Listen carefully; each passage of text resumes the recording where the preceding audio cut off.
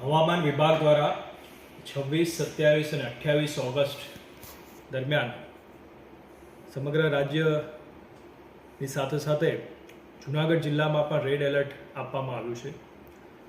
આ રેડ એલર્ટના અનુસંધાને જિલ્લામાં છૂટાછવાયા સ્થળોએ અત્યંત ભારે વરસાદ થઈ શકે છે. આથી જિલ્લાના તમામ નાગરિકોને મારી નમ્ર વિનંતી છે કે આ રેડ એલર્ટને ધ્યાને રાખી સાવચેતી રાખવી અને બિનજરૂરી પ્રવાસ ટાળવા માટે ખાસ વિનંતી છે.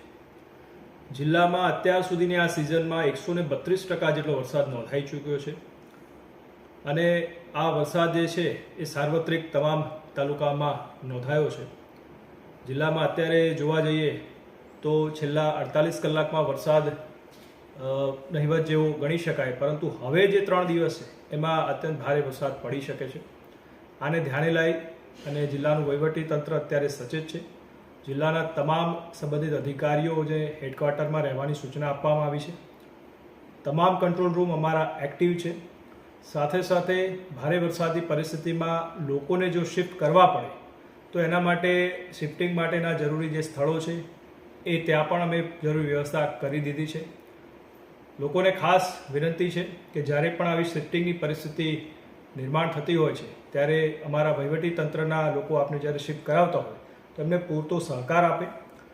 આપ જાણો છો વરસાદમાં ઘણીવાર રસ્તા પરથી પાણી વહેતું હોય છે. રસ્તા જે ઓવરટોપિંગના લીધે અમારે બંધ કરવા પડે છે. આવા સમયે પણ ખાસ લોકોને વિનંતી છે કે બિનજરૂરી આમાં રિસ્ક લેવાનું ટાળો. પોતાની સાથે સાથે આપના બીજા જે મુસાફરો હોય છે એમના પણ જીવ આ કારણે જોખમમાં મુકાઈ શકે જો આપ એ રસ્તો ઓળંગવાનો ટ્રાય કરો તો. એટલે ખાસ વિનંતી છે કે આ પ્રકારના કોઈ પણ રિસ્ક લે નહીં અને સ્થાનિક વહીવટીતંત્રને સહકાર આપે. અને કોઈ પણ એવી પરિસ્થિતિ નિર્માણ થાય કે જે આપણે મદદની જરૂર પડે તો અમારા કંટ્રોલ રૂમ નંબર છે એની પર આપ સંપર્ક કરશો તો અમે ચોક્કસ આપના સુધી પહોંચી અને જરૂરી મદદ કરીશું.